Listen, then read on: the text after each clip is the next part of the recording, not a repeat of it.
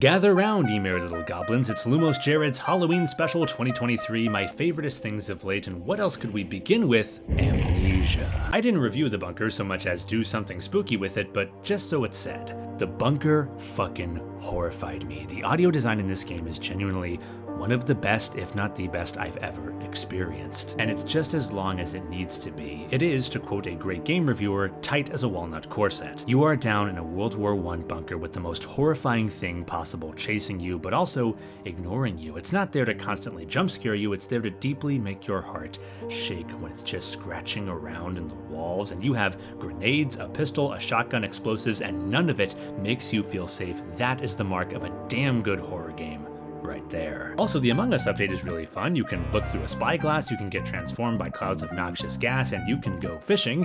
It's got better fishing than Skyrim, so you should probably play it. What was I talking about? Oh yeah, so Amnesia is really good.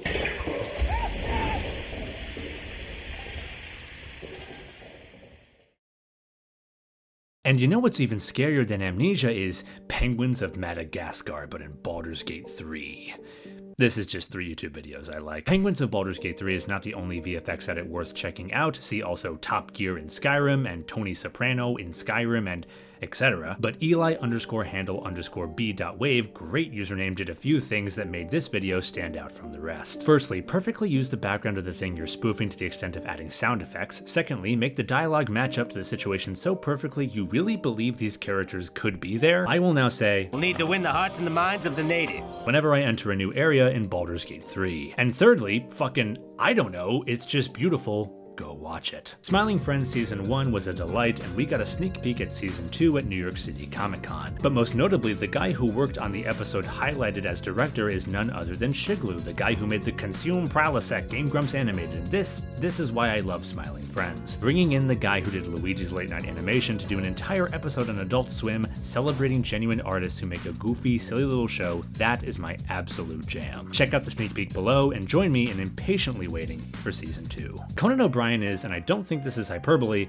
the greatest talk show host to ever live. And nothing kills comedy like sincerity, I know, but genuinely. Yes, Carson was an institution, but he was never really put in the place Conan was, having to find relevancy and entertainment across multiple evolutions of media. And Letterman was fantastic, but ditto, and the rest, as much as I actually like contemporaries Colbert and Myers, don't really bear mention. Though I will mention Strike Force 5, which made me like Jimmy Fallon, especially after episode 5, that should be illegal. So seeing Conan have a wonderful interview at this point shouldn't be surprising, but I was really surprised that his recent interview with Ed Sheeran was as good as it was. Because here's multimillionaire and very famous person Ed Sheeran, and ditto Conan, excitedly asking Conan about his time on The Simpsons. His least favorite guest, the two bantering and joking and asking about each other's interests, and it's just nice. Conan and Ed did something rare here, both guest and interviewer bouncing off each other to perfection. It's not the frenetic comedy joy of Ferguson and Williams, instead it's just a lovely laid-back time where two weird gingers showed what Hollywood interview culture could be. Genuinely interesting conversations, barely promoting, just having a nice time.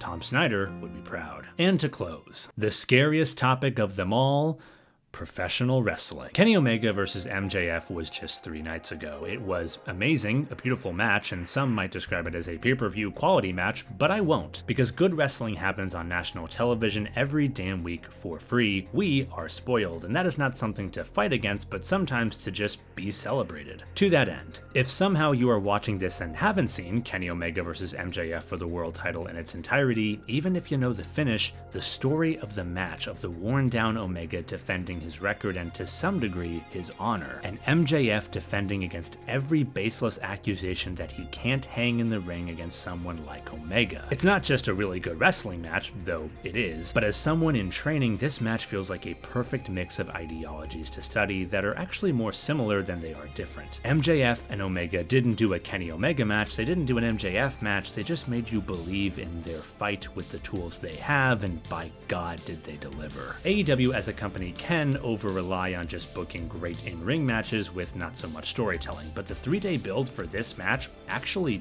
helped it. MJF has a million other challengers to deal with. Omega has the ever-growing Don Callis family to deal with. Both men are tied up in their respective stories and feuds, but on one Saturday night, AEW casually reminded us that at any time, they can put on a match of the year contender on free TV that was far from just moves. It was a nexus point for 100 different smaller stories that made AEW as a whole feel like a big swirling vortex full of some of the best to ever do this. But I'm rambling. Omega versus MJF was just great.